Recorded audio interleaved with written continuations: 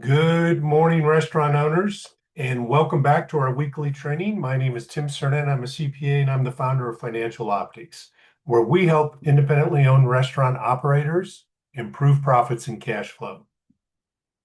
This weekly training is designed to help you use your accounting systems to make better financial decisions and with that become better operators. I've been out for a few weeks dealing with some family health issues, but we're back on track. And we'll be back here every week with training on how to use your financial systems to improve your profits and cash flow. So over the past 5 trainings, we've covered a lot of ground. We started with the 5 moves that separate profitable restaurants. We then went deep on food cost controls, menu engineering, and we had 2 full weeks on labor strategy, scheduling, and cost control. That's a lot of tactical value. And every one of those tools works. But here's what I want to talk about today, because it's something that keeps all of those tactical tools from delivering their full potential. Now, let me share my screen and we'll get started with the slide deck for this week's presentation. That should be working now. And so when I work with restaurant owners, I'll often see something like this. The restaurant owners know they should be tracking food costs better, and they should be scheduling from productivity data. They've even tried to implement some of those tools we've covered over the past 5 weeks, but the numbers they're working from don't really feel right. They know something's wrong. They might say something like, the P&L shows a big profit, but I don't see it in my bank account. I can't tell if my food cost is really 32% or 37%.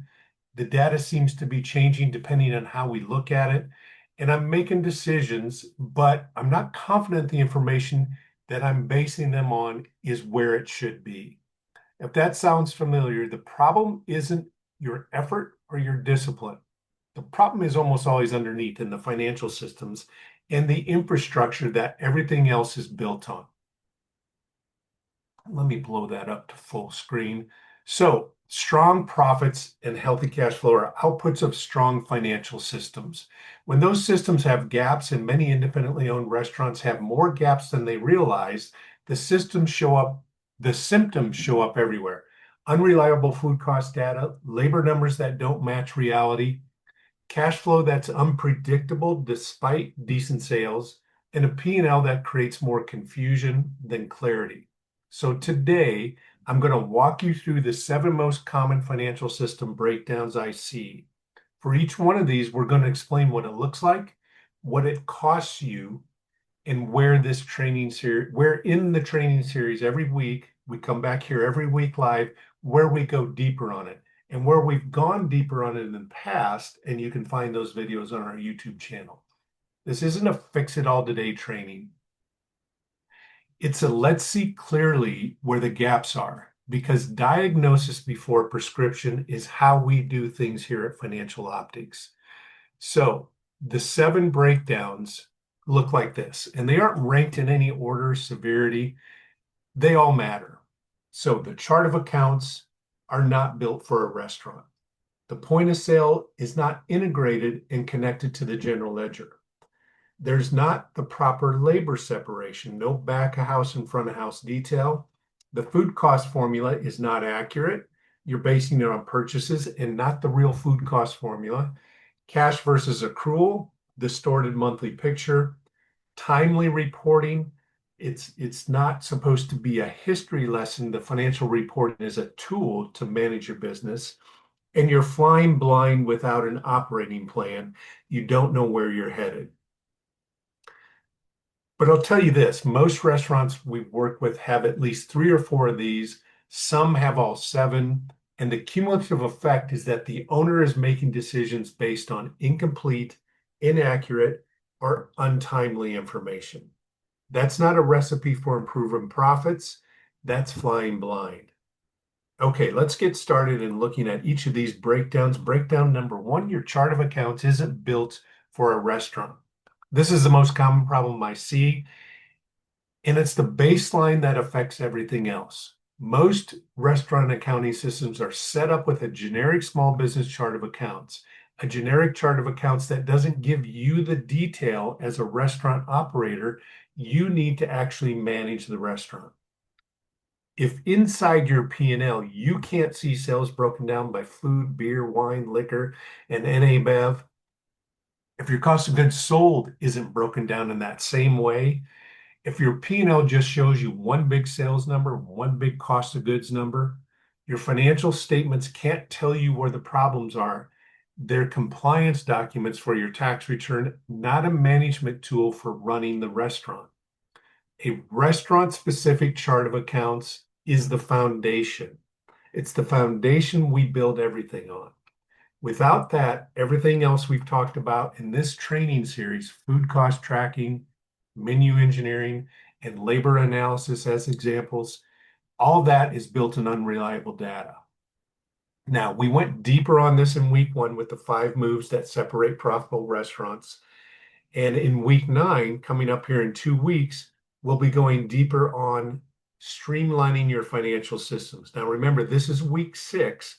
So week 1 can be found back in our YouTube channel, and week 9 is coming up 3 weeks from now on this weekly Facebook Live training every Wednesday morning. Breakdown number 2, your point of sale system isn't integrated with your accounting system. So the point of sale system collects incredible data for you, especially if it's set up correctly. And we actually get into that with a lot of our clients as well. It shows you sales by category, guest counts, check averages, hourly volume. Your accounting system is supposed to turn that data into real financial intelligence.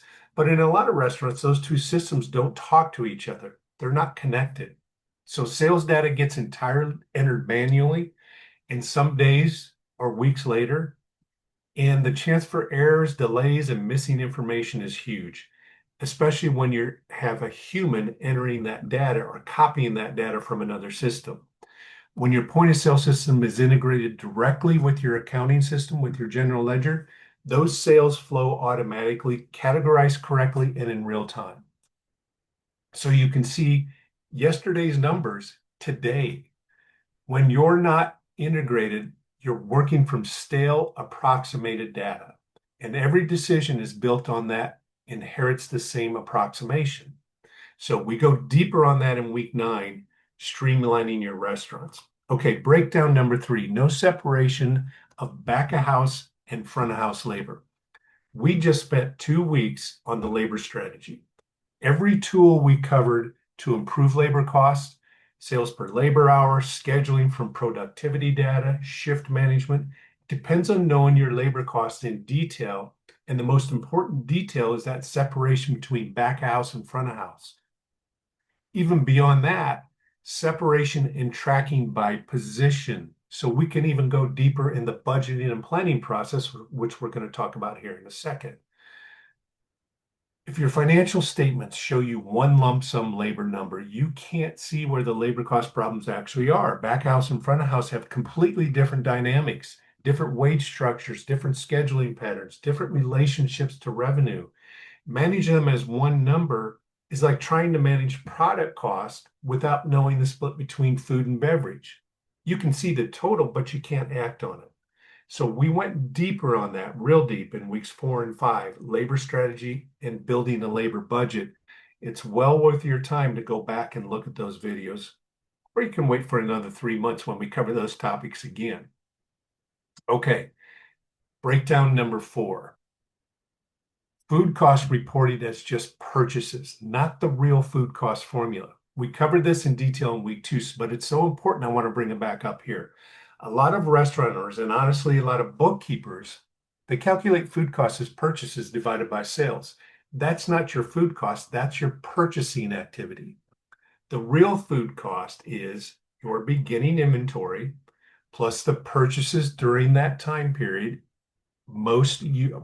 Usually we're talking about a month, but it can even be broken down by the week. So it's beginning inventory plus the purchases during that month minus the ending inventory. That equals your usage dollars. So the food usage dollars, you take that, you divide it by the sales, that gives you your real food cost percentage. Without the beginning and ending inventory, you're measuring food cost you're really not measuring your true food costs. You're just guessing, and it's a purchases number. And a restaurant doing $200,000 a month in revenue with even a half a point error, that's $12,000 a year to your bottom line. If you're not taking inventory and running the real formula, every food cost decision you make, menu pricing, purchasing, waste tracking, it's all based on an estimate. And estimates don't improve profits. They don't improve cash flow. So inventory tracking should be done monthly at a minimum and understand the real formula. So we went deeper on that in week 2. And remember, you can find that on the YouTube channel. Okay, breakdown number 5, cash versus accrual confusion. And this is a big one. This is one that creates enormous confusion, and I see it constantly. Cash basis accounting, that records costs and expenses when they're paid, when the money comes out of your bank account or when you write a check. The accrual accounting basis records the costs and expenses when they're actually incurred, when the product is received or the expense, the service is actually provided, not when it's paid. In a restaurant, a complex business that you're running, that difference between those two can make your financial statements extremely misleading and inaccurate. So here's a simple example. Let's say you take a $5,000 food delivery on August 29th and you pay the invoice on September 5th. That's actually a pretty quick turnaround. You might not actually pay it until October. But in this example, let's say you paid in September. So on the cash basis, the weaker and less accurate system, that August purchase doesn't include the $5,000 because you didn't pay for it cash basis until September. But your August 31st inventory count does include it because the product is sitting on your shelf. You already received it. Now remember the formula: beginning inventory plus purchases minus your ending inventory equals your usage dollars. That one invoice pushes both those numbers in the wrong direction at the same time. Your purchases are $5,000 too low per your accounting system because you didn't pay for it cash basis until September. Your ending inventory properly counts the $5,000. So your August usage comes in roughly $10,000 understated from that one $5,000 delivery. So accrual accounting matches those expenses to the period they belong in, and it gives you a true picture of what the actual costs are to operate your restaurant that month. If you're making decisions from cash basis financials, you're looking at a distorted picture, especially around month end when the timing of payments shifts between the periods. So I'm not asking you to become an accounting geek and totally understand cash versus accrual basis of accounting. That's my job. I'm the geek. Just know that the accrual basis is what you want and what you need to run your restaurant. But many bookkeeping systems or accounting services, they work from a cash basis system. So talk to your bookkeeper, talk to your accountant, and make sure everything is being recorded on the accrual basis. And keep counting your inventory monthly at a minimum. If you get pushback from your bookkeeper or your accountant on using a full accrual basis of accounting, it's time to find another bookkeeping or accounting solution. So where we go deep is next week in building your operating plan, and the following week in mastering your cash flow. Both of those require an accrual basis of accounting. In fact, everything we talk about requires the accrual basis of accounting. That's why I said it's a big one. Okay, let's move on. Breakdown number 6, reports that arrive too late to act on. Here's a question I ask every restaurant owner: when do you see your monthly financial statements? If the answer is 3 weeks to even more than a month later, following your month-end close, and for a lot of owners, that's the answer, then by the time you see the problem in reading any problem in your business and reading the financial statements, you've already lost 3 to 4 weeks or more of margin, of net profit. So the financial reporting needs to be timely enough to be useful. Big chains don't wait for a monthly P&L. They actually generate daily and weekly reports to summarize sales, labor, and food costs. So they make corrections while they can still do something about it, and it makes a difference for that month. You don't need to have a corporate IT department to do this. A properly integrated financial system with your point of sale and your payroll flowing directly to your accounting software, your general ledger, that can give you a weekly flash reports that show you where you stand, not where you stood a month ago or more. If your financial reports feel like a history lesson instead of a management tool, that system has a gap. So we go deeper on this. We went deeper on this back in week 1 and week 5, building a labor budget. And we're going to go deeper on it again in week 9, streamlining your financial systems. Okay, breakdown number 7, no operating plan, flying without a destination. The last breakdown that we're going to cover here today is the one that ties everything together. You can have a great chart of accounts, an integrated system, accurate food cost data, timely reports. But if you don't have a financial plan for your restaurant, you have no way to measure whether you're winning or losing. The operating plan is your financial GPS. Some people call it a budget, which doesn't sound very fun because it connotates cost cutting. So don't think of it as a budget. Think of it as your profit plan. And the way we approach it, it's way more than a budget and a cost cutting exercise. It's your GPS, and it tells you where you're headed and whether you're on course. Without it, you're driving without a destination and you're going to end up somewhere good. Maybe you end up somewhere good, but you wouldn't know it because you certainly couldn't repeat it. So your operating plan should be a 12-month rolling financial plan built on your actual historical data, with the plan customized to your concept, your market, your definition of success. And based on your definition of success, you build the improvements into your plan so your restaurant starts to reach its full potential.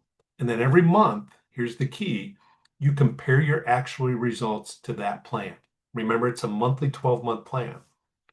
So where are the variances every month? What caused them? What do you have to adjust? So that cycle, plan, execute, compare, adjust. Plan, execute, compare, adjust.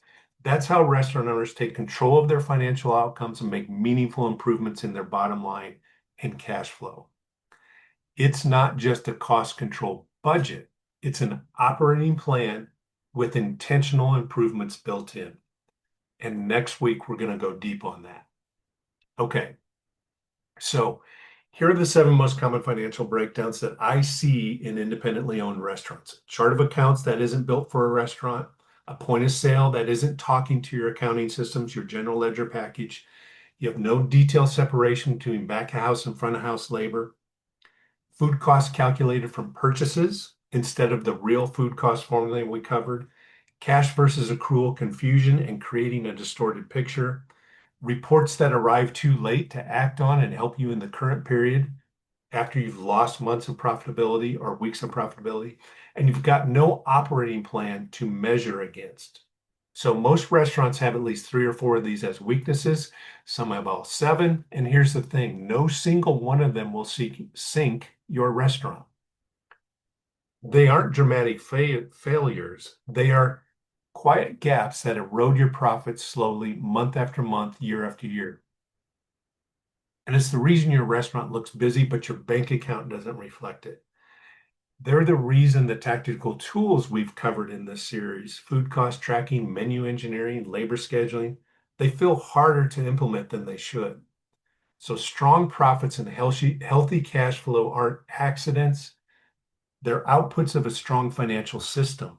And that strong financial system starts with seeing clearly where the gaps are.